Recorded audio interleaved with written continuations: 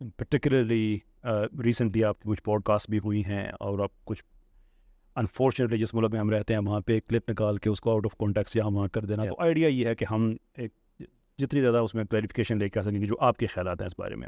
लेकिन आपसे बात हो रही हो और फ़िरक़ों का बिल्कुल भी जिक्र ना हो तो ये भी मेरे ख्याल में रवायत के ख़िलाफ़ है। जी हाँ। मैं सिर्फ एक सवाल करना चाहूँगा आपसे। 100 साल पहले किसी बुज़ुर्ग ने दूसरे बुज़ुर्ग के लिए क्या कहा, उन्होंने उनके लिए क्या कहा, वो बातें किताबों में रह गई, लेकिन प्रैक्टिकली एक इंटेलेक्चुअल इवोल्यूशन हुई, लोग मूव ऑन कर गए। आप खुद कहते हैं कि मेरे पास आने से पहले देवबंदियों को नहीं पता था उनकी किताबों में क्या लिखा हुआ है, बरेलवियों को नहीं पता था क्या लिखा हुआ है, विच मीन्स कि जो किताबों में था वो किताबों की हद तक रहा, प्रैक्टिकली लोग मूव ऑन कर गए। लेकिन अगर आप उनको फिर घुमा फिरा के उन्हीं चीज़ों के अंदर आप दोबारा से उलझा रहे हैं, अचीव क्या कर रहे हैं फिर आप? ला हौला वला कुव्वता इल्ला बिल्लाह, अल्लाहुम्मा सल्ली अला मुहम्मद व अला आलि मुहम्मद। मेरा ख्याल है ये पहला क्वेश्चन ही अपने अंदर एक समुंदर रखता है। तो मैं इसे मुख्तसरन एक आम फहम बना के आपके सामने इंशाल्लाह रखने की कोशिश करता हूँ। हमें इससे कोई गर्ज नहीं है कि 100 साल पहले क्या हुआ था और क्या नहीं हुआ था। असल मसला ये है कि हम इस वक्त ये बताना चाह रहे हैं कि प्रैक्टिकली मुसलमान जिस तकलीफ़ से गुजर रहे हैं कि हर फ़िरके ने अपनी मस्जिद अलग बना ली है, एक दूसरे के पीछे नमाज़ पढ़ने के प्रैक्टिकली कायल नहीं हैं, अपने मेंबरों से यही तरगीब दिलाते हैं, जिसका सबसे बड़ा सबूत यह है कि हमारा जो कैपिटल सिटी है इस्लामाबाद, मैं आलमोस्ट 15 साल वहाँ पे रहा हूँ। वहाँ पर एक कॉमन ऑब्जर्वेशन है कि जब भी कोई नया सेक्टर लॉन्च होता है तो उस सेक्टर के लॉन्च होते ही उसकी मस्जिद की जो लोकेशंस है वो भी नक्शे में CDA मेंशन कर देती है, कैपिटल डेवलपमेंट अथॉरिटी। अब वो मस्जिद किस फिरके को मिलनी है ये डिफाइन नहीं होता। जिन लोगों की पहुंच होती है वो अंदर राब्ता करके ना पता लगवा लेते हैं कि यहाँ पे मस्जिद है, वहाँ पे जाके वो एक मटका रख लेते हैं, 2 सफ़े बिछा लेते हैं। आहिस्ता आहिस्ता करते करते आप 8-10 साल के बाद जब वहाँ जाएँ तो आपको 3-4 स्टोरी बिल्डिंग नज़र आएगी बनी हुई, और एक फ़िरके का बाहर उसका लेबल लगा होगा और उस फ़िरके के मुताबिक वो लेके चल रहे होंगे। लेकिन साथ ही साथ आपको ये पता चलेगा कि जो दूसरा फ़िरका वाला है वो पैरेलल में पहले तो झगड़ा करेगा उस मस्जिद को छीनने का, फिर CDA उस झगड़े को मिटाने के लिए पैरेलल में उन्हें एक और मस्जिद दे देगी। इस वक्त हर सेक्टर के अंदर बरेलवी, देवबंदी, अहले हदीस, शिया को अलग अलग मसाजिद उन्होंने दी हुई है। ठीक, और ये अलग मस्जिदें इसीलिए हैं कि वो एक दूसरे के पीछे नमाज पढ़ने के कायल नहीं है।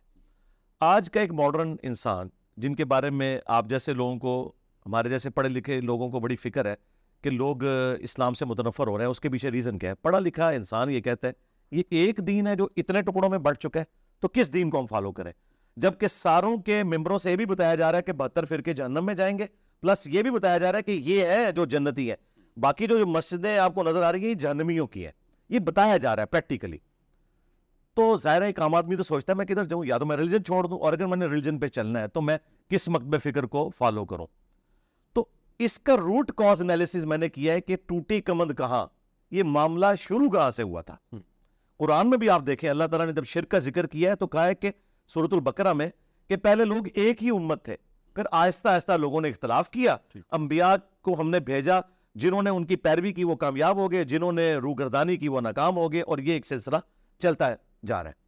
तो यही हमने किया कि हमने बताया कि ये आपको जो देवबंद और बरेली इंडिया के 2 शहरों के नाम के ऊपर एक फिरके बने नजर आ रहे हैं, और करोड़ों लोग देवबंदी, करोड़ों लोग बरेलवी हो गए। इसके पीछे इनके बुजुर्ग हैं जिन्होंने ये किया था।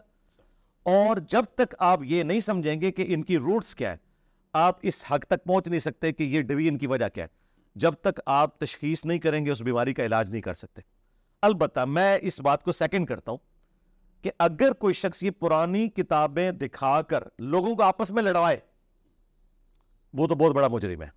लेकिन अगर वो पुरानी किताबें जो अवाम से दूर थी लेकिन इनके मदारिस में पढ़ाई जा रही हैं, पापा जानी इलियास कादरी साहब, जिनकी जमात को हर साल अवार्ड मिलता है सबसे पीसफुल जमात पाकिस्तान की, सबसे पीसफुल, आपके नजदीक भी वो बिल्कुल इनोसेंट होंगे, कोई उनका नॉन स्टेट एक्टर नहीं है, लेकिन वो अपने सारे मुरीदीन को कहते हैं कि अहमद बरेलवी साहब ने जो उसामुल अरमैन लिखी है ना किताब, ये हर मेरे मुरीद को पढ़ना, इस पर ईमान लाना वाजिब है।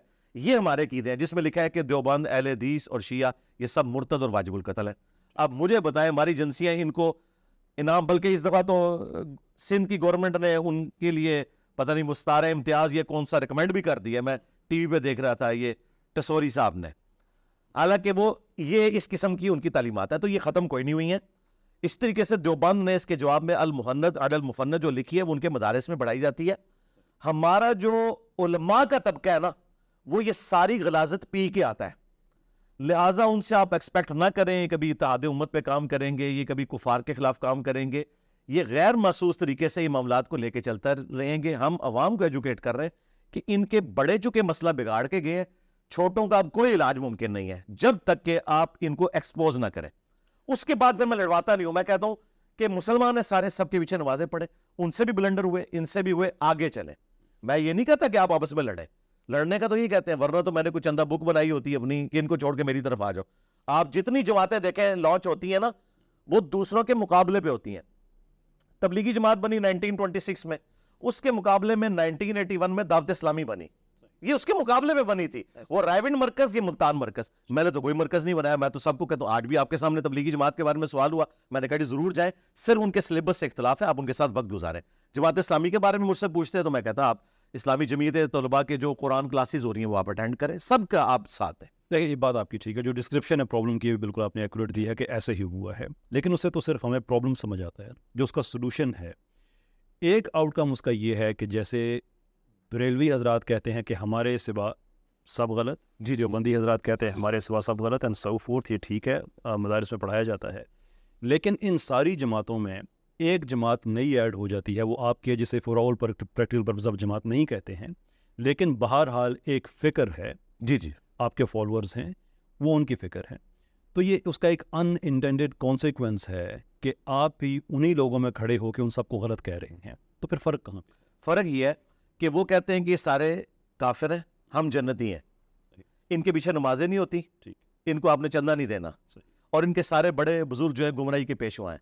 हम क्या कहते हैं कि सारों के पीछे नमाजें होती हैं, सबको चंदे देने, अपनी मस्जिद और मदरसा अलग नहीं बनाना।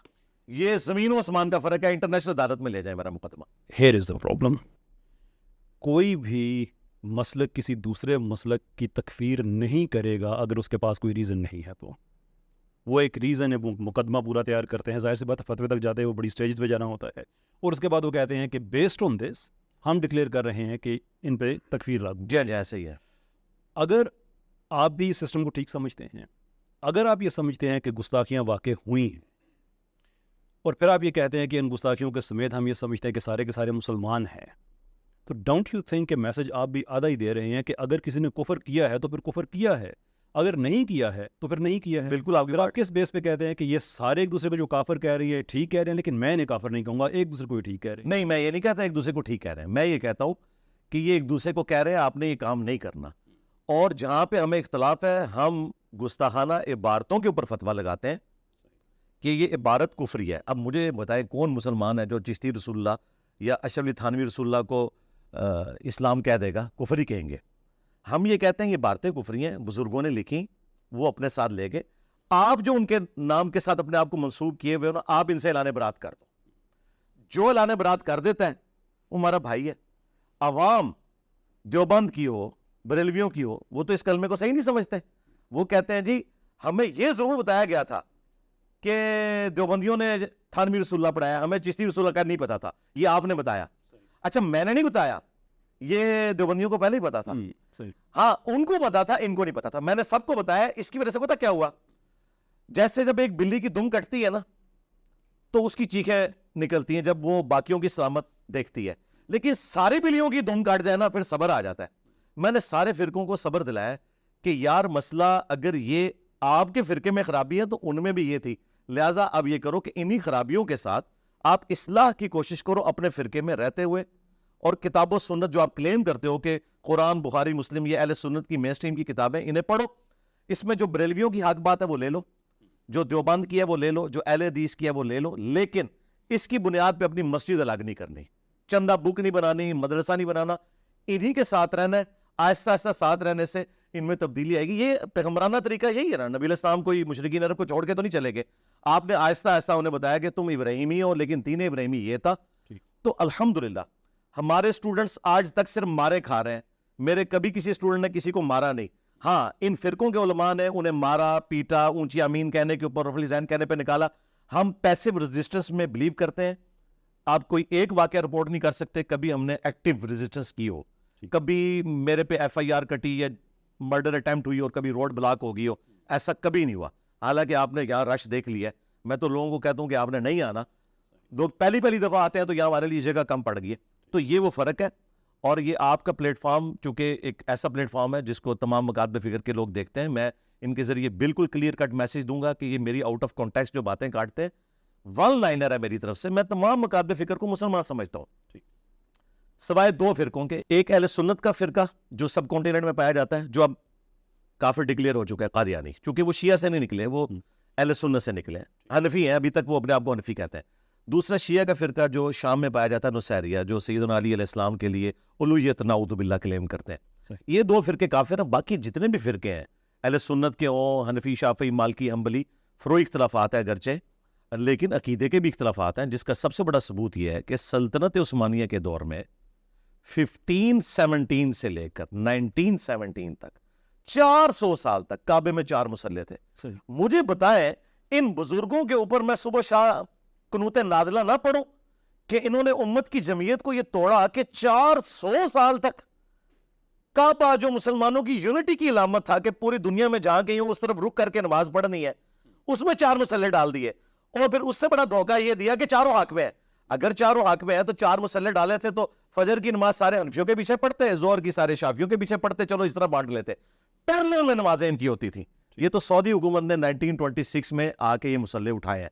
ये मैं आपको बुजुर्गों की खिदमात बता रहा हूं, वो सल्तनत उस्मानिया जिसके नाम के ऊपर हम तरीके खिलाफत और ये काम करते हैं, काम उन्होंने ये डाला हुआ था कि काबे की जमीयत को 400 साल तक 4 मुसल्लों में रखा है। तो आपके नज़दीक बेहतर सोल्यूशन ये था कि किसी एक मसले को प्रेवलेंस दे के बाकी सबको सप्रेस करना? नहीं, ये होना ही नहीं चाहिए था। जो हुकूमती लेवल के ऊपर इमाम मुकर्रर कर दिया जाए, दुनिया में किसी भी फिरके से कोई ताल्लुक रखता है वो वहां पे आके उसके पीछे नमाज पढ़े, जिस तरह पढ़ रहे। सऊदिया ने एक इमाम मुकर्रर किया है ना, वो अपने आप को ना तो वाबी कहता है, ना वो अपने आप को शाफी कहता है, ना मालकी कहता है, ना हनफी कहता है। वो नमाज पढ़ाता है, उसके पीछे सारे के सारे लोग नमाज पढ़ते हैं, ये काम करते। 4 मुसल्ले क्यों डाल दिए? क्या नबी इस्लाम के मुबारक जमाने में 4 मुसल्ले थे? चले खुलफाए राशिदीन के दौर में ये तो कभी नहीं हुआ कि अकीदे की बुनियाद के ऊपर काबे की जमीयत को आप तोड़ दें। नबी इस्लाम दुनिया में तशरीफ ले आए तो कितना उनका दिल दुखे कि इन्होंने काबे के अंदर 4 मुसल्ले डाल दिए, 4 इमाम। ये तो सराहतन मैं समझता हूं कि उम्मत में जो चंद बड़ी बिदतें हुई हैं ना हमारे बुजुर्गों ने की हैं, उनमें से एक ही है। इस तरह उन्होंने मज़ारात बनवाए। ठीक है, हाँ जी, चल इससे हम मेटाफोरिक डिराइव करते हैं। जी, फिर पाकिस्तान में जो हो रहा है मुख्तलिफ मसालिक है, ये ऑलमोस्ट ऐसे ही जैसे काबे के अंदर मुख्तलिफ हमले। जी ऐसे ही है, ऐसे ही है। एक होनी चाहिए। असल में आप ये कहना चाह रहे हैं कि पाकिस्तान में फिर जो स्टेट है रिलीजन के अफेयर्स को वो कंट्रोल करे, वही एक मसलक बता दे, वही एक फ़िरका बता दे और सब उसी को फॉलो करें? फिर नहीं, मसलक तो एक नहीं बता सकती, क्योंकि ये तो अब बहुत बड़ी डिवीजन हो चुकी है। सही, इसका तो अब कोई इलाज नहीं है। यही तो हम कहते हैं, जो लोग खिलाफत की बात करते हैं उन्हें पता नहीं है कितना खतरनाक खेल खेल रहे हैं। खिलाफत का मतलब पता क्या है?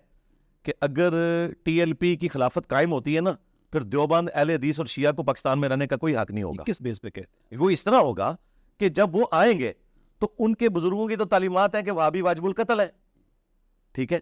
वहाबी जो है वो अंग्रेजों की पैदावार है। वो तो इमाम काबा के पीछे भी नमाज पढ़ने के कायल नहीं है, उनके फतवे आए में उनके बड़ों के, और ना इस चीज के कायल हैं। क्या खादम रिजवी से मैंने गन पॉइंट पे करवाया था बादशाही मस्जिद के बाहर के, छड़ दे वाबियां दी केड़ी गल है, ते सूर ने वो रिकॉर्डिंग हुई ना। उन्होंने अजान को कहा कि इनकी अजान का भी एहतराम नहीं है। बादशाही मस्जिद में देवबंदियों का इमाम है, देवबंदियों को भी वो वाबी कहते हैं। तो जब इन लोगों की हुकूमत आएगी, जो लोग कह रहे हैं इनकी अजान का एहतराम नहीं, वो ना उनके किसी चीज का भी एहतराम नहीं करेंगे। ये प्रैक्टिकल है। चले इस पे हम आगे बढ़ते हैं। अभी रिसेंटली भी आपने अल्हम्दुलिल्लाहि रब्बिल आलमीन वस्सलातु वस्सलामु अला सय्यिदिल अंबिया वल मुरसलीन अम्मा बअदु फ़अऊज़ु बिल्लाहि मिनश शैतानिर रजीम बिस्मिल्लाहिर रहमानिर रहीम। कैसर अहमद राजा साहिब के साथ इंजीनियर मोहम्मद अली मिर्ज़ा ने 1 घंटा 34 मिनट का एक पॉडकास्ट किया है, जिसमें कैसर अहमद राजा साहिब ने इंजीनियर मोहम्मद अली मिर्ज़ा से कुछ सवालात किए हैं और मिर्ज़ा ने उसके जवाब दिए हैं। पूरी गुफ्तगू का अगर खुलासा और लुब्बे लुबाब निकाला जाए तो उस 1 घंटा 34 मिनट की गुफ्तगू के दौरान जो सबसे ज़्यादा मौजू और नुक्ता डिस्कस हुआ है वो है फ़िरकावारियत का ख़ात्मा कैसे किया जाए, फ़िरकावारियत को किस तरह ख़त्म किया जाए, कैसर अहमद राजा साहब की तरफ से इंजीनियर मोहम्मद अली मिर्ज़ा को जो सवाल किया गया उसका अंदाज कुछ यूं था कि आप फ़िरका वारियत को ख़त्म करने की बात करते हैं, ज़बानी कलामी तो आप फ़िरका वारियत को ख़त्म करने की बात करते हैं और कहते हैं मैं फ़िरका वारियत के ख़िलाफ़ बोलता हूँ, लेकिन जिस अंदाज से फ़िरका वारियत के हवाले से आप गुफ्तगू करते हैं, इससे ये तासुर मिलता है कि आप एक अलग से नया फ़िरका क्रिएट कर रहे हैं, अलग से नया फ़िरका बना रहे हैं। तो जिस तरह बार बार आप जिक्र करते हैं फ़िरक़ों का और फ़िरका वारियत के हवाले से बात करते हैं, इससे तो यही तासुर मिल रहा है और इससे ये साबित हो रहा है। क्या इससे फ़िरका वारियत ख़त्म हो जाएगी? फ़िरका वारियत को ख़त्म करने का क्या तरीका है? खुलासा है उनकी गुफ्तगू का। तो मिर्ज़ा जेलमी का हाल तो यही है कि फ़िरका फ़िरका कर दे मैं आप पे फ़िरका हुई। तो ये दावा तो ये करता है कि मैं फ़िरका वारियत को ख़त्म कर रहा हूँ, लेकिन मिर्ज़ा जेलमी दरअसल एक अलग से अपना फ़िरका बना रहा है और जो बात अपनी ज़बान से कह देता है, कुफरिया जुमले इसने कहे और सराहतन इसने कुरान और सुन्नत के ख़िलाफ़ बातें की हैं, उसको डिफेंड करने के लिए एड़ी चोटी का जोर लगाता है और इसके जो ब्लाइंड फॉलोअर्स हैं वो उन बातों को डिफेंड करने की पूरी नाकाम कोशिश करते हैं। तो फ़िरका ज़ाहिर इसी तरीके से वजूद में आता है जो कि मिर्ज़ा जेलमी पूरे का पूरा उसी तरीके से चल रहा है। अब मिर्ज़ा जेलमी ने फ़िरका वारियत को ख़त्म करने का जो मशवरा दिया है, पहले अपने साबका बयानात में भी और कई टीवी प्रोग्राम्स के अंदर भी मिर्ज़ा जेलमी ने यह मशवरा दिया है कि फ़िरका वारियत इस तरीके से ख़त्म हो सकती है कि तमाम फ़िरके एक दूसरे को मुसलमान तस्लीम कर लें और एक दूसरे की तकफ़ीर न करें। नंबर 2, एक दूसरे को चंदे दें। नंबर 3, एक दूसरे के पीछे नमाज़ें पढ़ें। तो ये चीज़ें अगर हो जाएं तो फ़िरका वारियत ख़त्म हो सकती है। मिर्ज़ा जेलमी ने जो मशवरा दिया है फ़िरका वारियत को ख़त्म करने का, सवाल ये पैदा होता है कि ये सिर्फ ज़बानी जमा खर्च है या अमली तौर पे मिर्ज़ा जेलमी ख़ुद भी इस पर आमिल है कि वो किसी की तकफ़ीर नहीं करता और किसी पर कुफ्र और शिर्क के फतवे नहीं देता। आया मिर्ज़ा जेलमी ख़ुद भी इस पर अमल पैरा है या नहीं? तो इसके लिए हम मिर्ज़ा जेलमी के कुछ बयानात और क्लिप्स आपके अहबाब के सामने रखेंगे, जिससे आप पर यह बात बिल्कुल वाज़े हो जाएगी कि मिर्ज़ा जेलमी उम्मत मुस्लिमा की अक्सरियत को नाऊज़ बिल्लाह ताला मुशरिक समझता है और किसी को मुशरिक कहना या किसी को गुस्ताखे रसूल कहना मिर्ज़ा जेलमी के अपने बयान के मुताबिक उसको काफिर करार देना है। खुद तस्लीम किया, खुद इसने बयान दिया हुआ है कि किसी को मुशरिक कहना या किसी को गुस्ताखे रसूल कहना ये उसको काफिर करार देना है। और माजरत के साथ इस वक्त मुसलमानों को काफिर यही लोग बना रहे हैं। जब कह रहे हैं ये गुस्ताखे रसूल है तो काफिर ही कह दिया ना, जब कह दिया ये मुशरिक है तो काफिर ही कह दिया। लेकिन ये कहने का एक मुहज़्ज़ब अंदाज है, उसके लिए चंद एक मखसूस अल्फाज उन्होंने डिवाइस किए हुए हैं।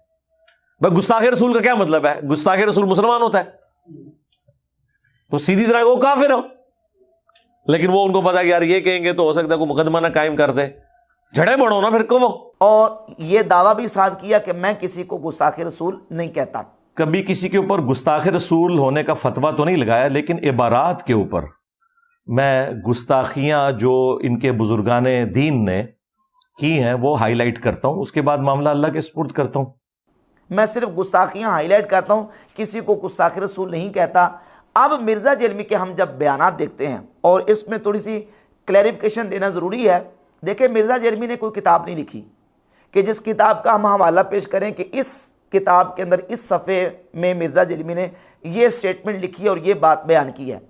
ज़ाहिर है इसकी सारी वीडियोज़ हैं तो हमें मजबूरन वीडियोज़ का हवाला देना पड़ता है और इसका क्लिप दिखाना पड़ता है, और जो हमारा मतलूबा हिस्सा होता है, जो रेफरेंस होता है, हमने वही कोड करना होता है। मिर्ज़ा के ब्लाइंड फॉलोअर्स बाज़ वो शिकवा करते हैं कि देखिए आपने जो ना वो छोटा क्लिप काट के लगाया है। भाई आप मिर्ज़ा जेलमी से ये शिकवा क्यों नहीं करते? जब 500 सफ़े की किताब से 4 लाइनें दिखा के और उनमें से भी बहुत सारे मकामात पे वो आउट ऑफ कॉन्टेक्स्ट बातें करता है, उस वक्त आपका शिकवा क्यों नहीं होता मिर्ज़ा जेलमी से? हम क्लिप जब लगाते हैं तो पूरी दयानतदारी के साथ लगाते हैं मिर्ज़ा जेलमी का। अब मिर्ज़ा जेलमी ने अपने बयानात के अंदर और अपनी क्लिप्स के अंदर उम्मत मुस्लिमा की अक्सरियत को मुशरिक किस किस मकाम पे करार दिया है। एक जगह पे इसने तौहीद के हवाले से गुफ्तगू करते हुए ये कहा कि दीन की असल है तौहीद और वो तो उम्मत की अक्सरियत कर रही है शिरक, और कहा कि तौहीद और खत्म नबूवत दोनों पर इन लोगों ने डाका डाला हुआ है। दीन की असल है तौहीद और वो तो उम्मत की अक्सरियत कर रही है शिरक। नमाज में पढ़ती है इय्याका नअबुदु व इय्याका नस्तईन, और सलाम फेर के साथ जो मजार होता है उस बाबे से भी मांग के घर आते हैं। ये ज्यादा मसला है, ये इस्लामी सजाओं का बड़ा मसला है। इस्लामी सजाएं नाफिज भी कर लें, जहन्नम में जाएंगे अगर तो ही ठीक नहीं है, खत्म नबूवत पे ईमान नहीं है, दोनों चीजों पे लगे हुए डाके। वल-इयाज़ु बिल्लाह ताला। और फिर एक और मकाम पे मिर्ज़ा जेलमी ने पाकिस्तान के मुसलमानों को मुशरिक करार देने के लिए यहाँ तक ये कहा कि यहाँ कहाँ मुसलमान हैं जिनको जमात के अंदर शामिल करूँ, मुसलमान तो है ही कोई नहीं। कब्र से मांगने वाला पाकिस्तान के शनाख्ती कार्ड में मुसलमान है, कलमा गो मुशरिक है। दुनिया में सबसे ज़्यादा शिरक सुन्नी कर रहे हैं। और आप अलैहिस्सलाम ने पहले मक्की दौर में दावत तौहीद दी, उन्हें पक्का मुसलमान बनाया, ऐसा ही है ना। हम तो स्टेज पे पहुंचे ही नहीं ना अभी। यहां कहां मुसलमान हैं जिन्हें मैं एक जमात के अंदर शामिल करूं? मुसलमान तो है ही कोई नहीं है। इस्लाम की रूह से जो नमाज नहीं पढ़ता वो मुसलमान ही नहीं है, तो उसे फिर इकामत दीन की दावत दी जाएगी या नमाज पढ़ने की दावत दी जाएगी? इस्लाम की रूह से कब्र से मांगने वाला पाकिस्तान के शनाख्ती कार्ड में मुसलमान है, कलमा को मुशरिक है, उसे तौहीद की दावत दी जाएगी या इकामत दीन की? तो इस वक्त दुनिया में सबसे ज्यादा शिरक जो कर रहे हैं वो सुन्नी ही है ना। ये मिर्ज़ा जेलमी की स्टेटमेंट्स हैं मुसलमानों के खिलाफ और बिलखुसूस अहले सुन्नत व जमात के खिलाफ। और ये भी इसने तस्लीम किया है कि इस वक्त पूरी दुनिया के अंदर 85% सुन्नी है और वो अक्सर जो है ना वो शिरक कर रहे हैं। तो इस वक्त दुनिया में सबसे ज्यादा शिरक जो कर रहे हैं वो सुन्नी ही है ना मुसलमानों में से, क्योंकि सुन्नी 85% है। उन 85% में भी 60-70% सूफिया के और दरबारों के और कब्रों के मानने वाले लोग हैं। तो इस्माइलिया तो आटे में नमक भी नहीं उनके मुकाबले में। शिया भी शिरक कर रहे हैं और सुन्नी भी अक्सरियत शिरक कर रहे हैं, तो बाकी फिर पीछे रह क्या गया? बाकी पीछे मिर्ज़ा जेलमी और मिर्ज़ा जेलमी के फॉलोअर्स रह जाते हैं। तो अक्सरियत मुसलमानों की उनको मिर्ज़ा जेलमी मुशरिक करार देता है। हालांकि नबी पाक सल्लल्लाहु अलैहि वसल्लम की वाज़ेह अहादीस इस पर मैंने तफसील के साथ पूरा लेक्चर रिकॉर्ड करवाया है। सही अहादीस से ये बात बिल्कुल वाज़ेह होती है कि उम्मत जो है वो शिरक में मुब्तला नहीं हो सकती। और जब हम अहादीस को देखते हैं तो उन अहादीस से रिज़ल्ट और नतीजा यही निकलता है कि इजमाई तौर पर, कुल्लियतन या अक्सरी और अगलबी तौर पर, क्योंकि लिल अक्सरी हुक्मुल कुल, अक्सरियत के लिए कुल का हुक्म होता है, और अन्नादिर कल मादूम, और जो नादिर होता है वो मादूम ना होने की तरह होता है। तो उम्मत का मजमूई हिस्सा या अक्सरियत और अगलब हिस्सा वो शिरक में गिरफ्तार नहीं हो सकता। नबी पाक अलैहिस्सलातु वस्सलाम की वाज़ेह अहादीस मौजूद है, सही बुखारी के अंदर और सही मुस्लिम के अंदर हदीस मुत्तफ़क़ुन अलैह है। नबी पाक अलैहिस्सलातु वस्सलाम फरमाते हैं कि मुझे इस बात का खौफ नहीं कि तुम मेरे बाद शिरक करोगे, हाँ तुम दुनिया की मोहब्बत में फंस जाओगे। इसी तरह सही मुस्लिम के अंदर जामे तिरमिज़ी और मुस्नद अहमद इब्न हंबल के अंदर हदीस है कि रसूलुल्लाह सल्लल्लाहु अलैहि वसल्लम ने हज्जतुल वदा के मौका पर इरशाद फरमाया। सहाबा से पूछा कि आज कौन सा दिन है? अय्यु यौमिन हाज़ा, आज कौन सा दिन है? तो सहाबा ने हुज़ूर अलैहिस्सलातु वस्सलाम की बारगाह में अर्ज़ की, या रसूलल्लाह यौमुल हज्जिल अकबर, आज हज अकबर का दिन है। तो आपने फरमाया कि ख़बरदार, शैतान इस बात से ना उम्मीद हो चुका है कि जजीरा अरब के लोग उसकी इबादत करें। शैतान इस बात से ना उम्मीद हो चुका है कि तुम्हारी इस ज़मीन पर शैतान की इबादत की जाए, और शैतान इस बात से ना उम्मीद हो चुका है कि तुम्हारे इन शहरों में उसकी इबादत की जाए। ये तमाम जो ना हदीस का मज़मून सही मुस्लिम, जामे तिरमिज़ी और मुस्नद अहमद इब्न हंबल की हदीस के अंदर मौजूद है। हज़रत महमूद इब्न लबीद रज़ी अल्लाह तआला फरमाते हैं, नबी पाक अलैहिस्सलातु वस्सलाम ने इरशाद फरमाया, मुस्नद अहमद इब्न हंबल की हदीस है कि मुझे तुम पर सबसे ज़्यादा खौफ शिरक असगर का है। साहबा ने पूछा, या रसूलल्लाह शिरक असगर क्या है? तो फरमाया रियाकारी। यानी हुजूर को अगर अपनी उम्मत पर सबसे ज़्यादा खौफ है तो वो शिरक अकबर का नहीं, शिरक जली, शिरक एतकादी का नहीं, बल्कि शिरक असगर का। और वो क्या है? रियाकारी। यानी उम्मत रियाकारी करेगी, इसका हुजूर को खौफ था, लेकिन उम्मत जो है वो शिरक अकबर में मुब्तला नहीं हो सकती। तो ये बाज़ अहादीस मौजूद है। उम्मत मुस्लिमा को मिर्ज़ा जेलमी ने अक्सरियत को मुशरिक करार दिया और ख़ुद माना कि किसी को मुशरिक कहना या किसी को गुस्ताखे रसूल कहना ये उसको काफिर करार देना। तो इस एतबार से मिर्ज़ा जेलमी ने उम्मत मुस्लिमा की अक्सरियत को काफिर करार दिया है और ये मुकफ़िरुल मुस्लिमीन है और वही अकायद व नज़रियात हैं। इस एतबार से मिर्ज़ा जेलमी के जो खारजियों के अकायद व नज़रियात हैं। एक जगह पर मिर्ज़ा जेलमी ने अरब के शाफी मुसलमानों को कब्र परस्त करार दिया, इसका बाकायदा क्लिप मौजूद है। इसीलिए मैं कहता हूं तौहीद का खत्म नबूवत का किला है रफुल यदैन से नमाज पढ़ना, एटलीस्ट सब कॉन्टिनेंट में। बाकी मुल्कों में तो शाफी भी सूफी हैं बड़े बड़े, वो रफुल यदैन से ही पढ़ते हैं, लेकिन कट्टर कब्र परस्त है। और अहले सुन्नत के खिलाफ बहतान बांधते हुए इसने ये कहा कि ये अपने बाबों को नबियों से बड़ा समझते हैं। शुक्र करें 73 के आयन में आपको काफिर करार नहीं दिया आपको, वरना आपने गुंजाइश कोई नहीं छोड़ी हुई कि आपको इस्लाम से बाहर निकाला जाए। अच्छा देखें कितने गुस्ताख हैं। दूसरी तरफ अंबिया के बारे में कहते हैं जी सारे नबी कहेंगे आज हमें अपनी फिक्र है, तुम किसी और के पास जाओ। अच्छा नबी कह रहे होंगे हमें अपनी फिक्र है, तो आड़े बाबे कह रहे होंगे कि मैं वड़ांगा ही नहीं तू तक तुम अपने मुरीद ना ले जावा। इसका क्या मतलब है? ये अपने बाबों को अंबिया से बढ़ के समझते हैं। तो अल्लाह का शुक्र अदा करें कि 73 के आयन में आपको काफिर नहीं करार दिया हमने, अदरवाइज गुंजाइश आपने कोई नहीं छोड़ी हुई है कि आपको इस्लाम से बाहर निकाला जाए इस तरह के अकीदे रखते हुए। यानी सुन्नी मुसलमान उनको नऊज़ुबिल्लाह ताला कहता है कि आपने अपने बाबों को नबियों से बड़ा करार दिया है, लिहाजा आप काफिर करार पाते हैं। 73 के आयन में आप शुक्र करें कि आपको काफिर करार नहीं दिया गया। यानी गोया कि मिर्ज़ा जेलमी उस वक्त होता तो मिर्ज़ा जेलमी पूरी कंपेन चलाता कि इनको नऊज़ुबिल्लाह ताला काफिर करार दिया जाए। हालांकि कोई सुन्नी मुसलमान ऐसा नहीं है जो अहले सुन्नत के अकीदे पर हो, वो माज़ अल्लाह ताला वलियों को अंबिया से अफजल करार दे। हमारे अकीदे के मुताबिक तो किसी गैर नबी को नबी से अफजल तो दूर की बात है, नबी के बराबर भी करार देना यह खुल्लम खुल्ला कुफर है और यह ज़रूरियत दीन का इनकार है। कोई सुन्नी मुसलमान ये अकीदा नहीं रखता, लेकिन मिर्ज़ा जेलमी ने यह बहतान अहले सुन्नत के ऊपर लगाया। और फिर एक और जगह पर इसने यह कहा था कि आज अगर कौमी असम्बली के अंदर कादियानियों का मसला डिस्कस हो रहा होता तो हम पूरी कंपेन चलाते। मेरा क्लिप पाना था, कहता कि मैंने कहना था कि ये जो चिश्ती रसूलुल्लाह वाले हैं इनको भी काफिर करार दिया जाए। मैं अगले दिन अपने भाइयों को कह रहा था शुक्र करें कि आज का दौर नहीं था, वरना 73 के आयन में सिर्फ कादियानियों ने काफिर नहीं होना था। हाँ जी, सोशल मीडिया के दो ही किंग हैं, एक इमरान खान दूसरे इंजीनियर साहब। तुसी क्या समझते हो कि आज अगर ये कौमी असम्बली में मसला चल रहा होता तो सिर्फ कादियानियों ने फारिग होना था या चिश्ती रसूलुल्लाह और अशरफी रसूलुल्लाह पार्टी ने भी फारिग होना था, या वो फारिग ना होते एटलीस्ट उन्होंने अपने बापों को फारिग कर देना था। क्योंकि वो कहते हैं बांदरी दे जो पैर सड़ते थे ना तो अपने बच्चे थले दे दिए। हाँ ये मौलवियों के जो चंदे बंद होते ना ये अपने बापे भी पैर थले देंगे कि नहीं जी ठीक है इनको फारिग करें जी, ठीक है फारिग हमारी तरफ से, ठीक है। और इस वक्त इंजीनियर साहब को इन्होंने अपना इमाम माना होना था कि ठीक है जी इंजीनियर साहब ठीक कह रहे हैं।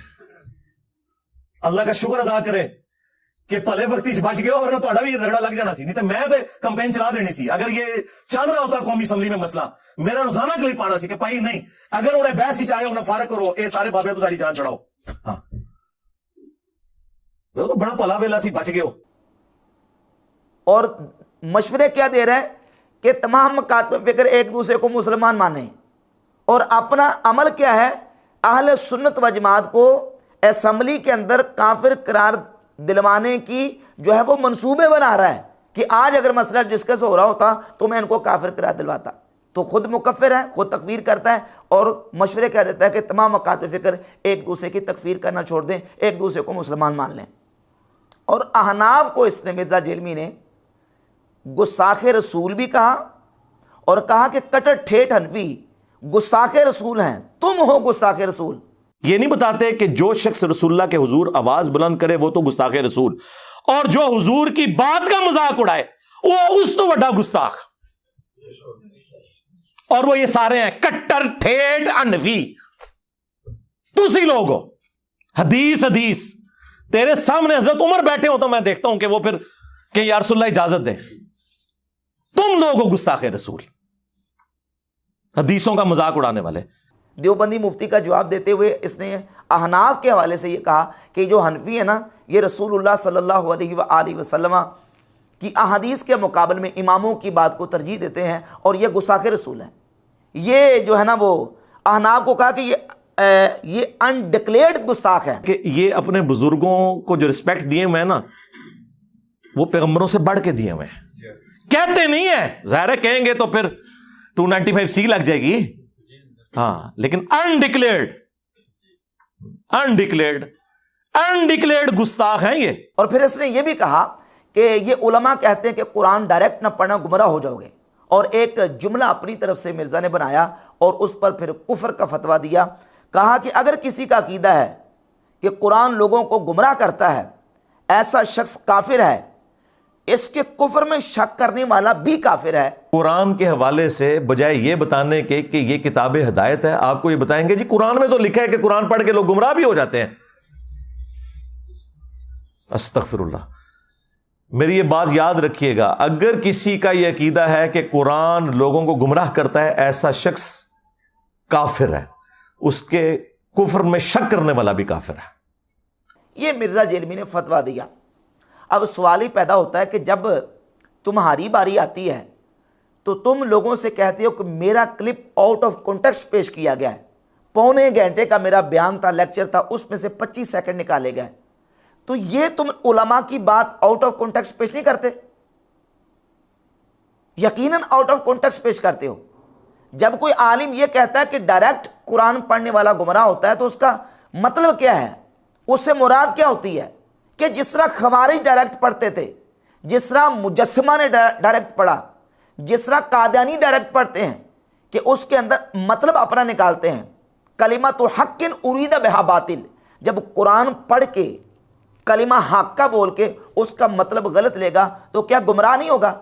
यकीनन गुमराह होगा। और यही मुराद होती है और यही मकसूद होता है बताने का। लेकिन मिर्जा जेलमी जो है वो आउट ऑफ कॉन्टेक्स्ट पेश करके अपनी तरफ से एक जुमला बनाता है और उसके ऊपर बाकायदा उसने कुफर का फतवा उलमा के खिलाफ दिया। अपनी बात आती है तो कहता है मेरी बातों को आउट ऑफ कॉन्टेक्स्ट पेश करते हैं, जबकि इसकी जितनी गिरफ्त होती है उलमा गिरफ्त करते हैं बिहम्दिल्लाह ताला। जब मैंने इसके गुस्ताखाना और कुफरिया नजरियात और अकायद पर इसकी गिरफ्त की है, पूरी दयानतदारी के साथ इसका क्लिप लगाया। मसलन इसने यह कहा कि तौहीद जब बयान होगी तो अंबिया की गुस्ताखी तो ऑटोमेटिकली हो जाएगी। तौहीद का तो मतलब ही यह है कि नबी अपना पेशाब नहीं रोक सकते। अब मुझे बताएं कि इसमें क्या हमने इसका आउट ऑफ कॉन्टेक्स्ट क्लिप काटा है?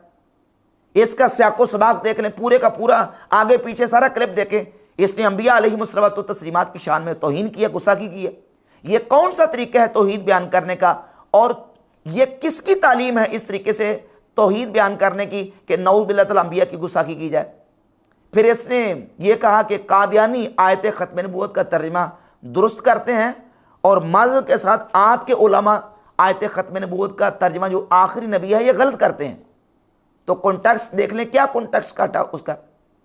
यकीनन मिर्जा जेलमी का ये बहुत बड़ा दजल है और ये इस तर्जमे को गलत करार देना मिर्जा जेलमी की का ये कुफ्र है कि आयत ख़त्म नबूवत के तर्जमे को जो आखिरी नबी किया गया उसको गलत करार देना मिर्जा जेलमी का कुफ्र है। फिर जो इसने ये कहा कि अल्लाह ताला फरमाता है कि तुम 60 साल की ज़िंदगी मुझे दे दो, मैं जन्नत में तुम्हें मिनी गॉड बना दूंगा, मिनी खुदा बना दूंगा। इसका भी कोई स्याको सबाक नहीं काटा गया, पूरा जुमला है, पूरा बयान सुन लें। पूरे बयान के अंदर कोई ऐसी बात नहीं है कि मिर्जा जेलमी ने इसमें कोई ऐसी बात की हो। ये बिल्कुल जुमला कुफ्रिया है। इसके अलावा मिर्जा जेलमी ने जो कादियानियों के हवाले से स्टेटमेंट दी कि कादियानी इसलिए काफिर हैं कि वो मिर्ज़ा ग़ुलाम अहमद कादियानी को नबी नाम मानने की वजह से हमें काफिर कहते हैं। अगर वो हमें काफिर कहना छोड़ दें तो हम भी उन्हें काफिर नहीं कहेंगे। इसका क्या कॉन्टेक्स्ट काटा गया है? यकीनन मिर्जा जेलमी का यह बयान कुफ्रिया है। कादियानी हमें मुसलमान क्या वलीउल्लाह भी मान लें, वो तब भी काफिर रहेंगे, उनका इस्लाम के साथ कोई ताल्लुक नहीं है। तो इस तरह की चीजें पेश करता है। अपनी बारी आती है तो कहता है आउट ऑफ कॉन्टेक्स्ट काटा गया, बात जुमला काटा गया, और फिर उसको एक्सप्लेन करेगा, ऐसी ऐसी डेफिनेशंस और ऐसी ऐसी तारीफात लेके आएगा कि लुगत और मुहावरात उससे बिल्कुल नाआशना होते हैं। कैसर अहमद राजा साहब ने मिर्जा जेलमी से इसी पॉडकास्ट के अंदर सवाल किया और कहा कि मिर्ज़ा साहब आपने जो पाकिस्तान के अंदर सेकुलर निज़ाम को नाफिज करने की बात की है कि सेकुलर निज़ाम आ जाना चाहिए, तो ये आपने जो बात की है इसको आप किस तरीके से जस्टिफाई करते हैं? तो मिर्ज़ा जेलमी ने अच्छा, कैसर अहमद राजा साहब ने फिर मिर्ज़ा जेलमी को सेकुलरिज्म की डेफिनेशन बाकायदा पढ़ के इंग्लिश में सुनाई कि ये सेकुलरिज्म की डेफिनेशन है, लादीनियत, बेदीनी। तो क्या आप पाकिस्तान में ये चाहते हैं? तो कहता नहीं जी, मैं असल में चूँकि ये सेकुलरिज्म का लफ्ज़ मैंने बोला है, इसकी डेफिनेशन भी मैं करूँगा। जिस तरह हमारे उस्ताद डॉक्टर इसरार साहब वो वहदतुल वजूद के हवाले से उसको दुरुस्त समझते थे या सूफिया के इस नज़रिए को बरहक समझते थे, लेकिन उसकी डेफिनेशन वो अपने तौर पर करते थे। तो जो डेफिनेशन मैं करूँगा, मैं उसके मुताबिक सेकुलरिज्म की बात कर रहा हूँ। जो सेकुलरिज्म है वो इस्लाम के ज़्यादा नज़दीक है, और उसकी आपने बेस ये दी थी कि ये मुख्तलिफ जो मसालिक हैं, ये हमें वहाबी इस्लाम या शिया इस्लाम या सुन्नी इस्लाम, सुन्नियों के जो जितने भी आगे सबसेट हैं सारे, कि ये तो काबिल कबूल नहीं है, तो सेकुलरिज्म फिर इसके ज़्यादा नज़दीक आ जाता है, इस्लाम के ज़्यादा नज़दीक है। जी, मैं एज़ कम्पेयर टू इसके, एज़ कम्पेयर टू, मैं एक इबारत आपके सामने पढ़ना चाहता हूँ जॉर्ज होलीयोग की। ये वो आदमी है जिससे सेकुलरिज्म की टर्म कोइन की है, लफ्ज़ इसने ईजाद किया है। वो कहता है कि secularism is a code of duty pertaining to this life founded on considerations purely human and intended mainly for those who find theology indefinite or inadequate, unreliable or unbelievable।